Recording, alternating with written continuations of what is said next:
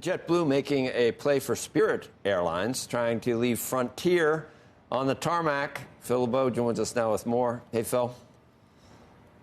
Hey, Joe, you called it a spoiler bid. That is exactly what this is. JetBlue jumping in with an offer to buy Spirit yesterday. Here are the particulars of this proposed deal that was put forth by JetBlue yesterday. Comes out to $33 a share. That is much richer than the $27 a share, which is essentially what the Frontier and Spirit deal was that was announced last month. It is an all-cash offer worth $3.6 billion, and it would create the fifth largest airline in the United States. In announcing the bid, JetBlue says it firmly believes its proposal constitutes a superior proposal under Spirit's merger agreement with Frontier and represents the most attractive opportunity for Spirit's shareholders.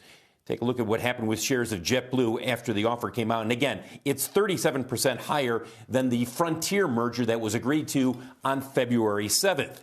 Which then brings out the response from Frontier, which about an hour and a half after the JetBlue merger proposal was announced with Spirit, Frontier said, unlike the compelling Spirit-Frontier combination, an acquisition by Spirit by JetBlue, a high-fare carrier would lead to more expensive travel for consumers. In particular, the significant East Coast overlap between JetBlue and Spirit would reduce competition and limit options for consumers.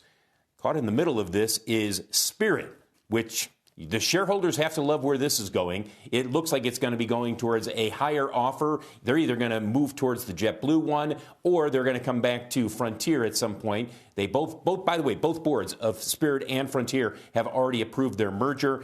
They say, however, Spirit will evaluate the JetBlue bid. They're going to do their fiduciary duty. So now we have an old-fashioned bidding war. Jamie Baker with J.P. Morgan may have said it best, where he said there's a lot of interesting elements to this, but at this point, he does not see the merits of a deal between JetBlue and Spirit. That said, he made it very clear in his note to investors he wants to hear from Robin Hayes.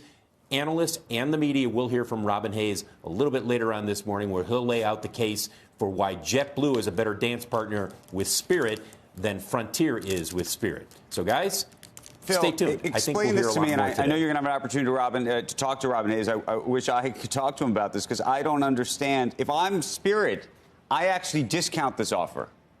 I discount the offer because I don't understand how, in this environment, and frankly in any environment, antitrust regulators could or should approve a transaction of this sort.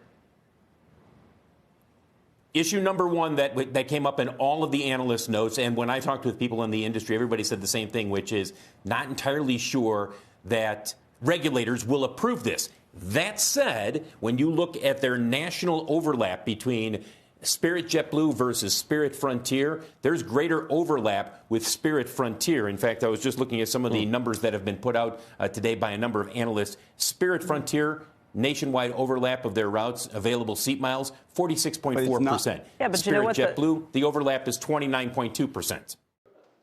Shepard Smith here. Thanks for watching CNBC on YouTube.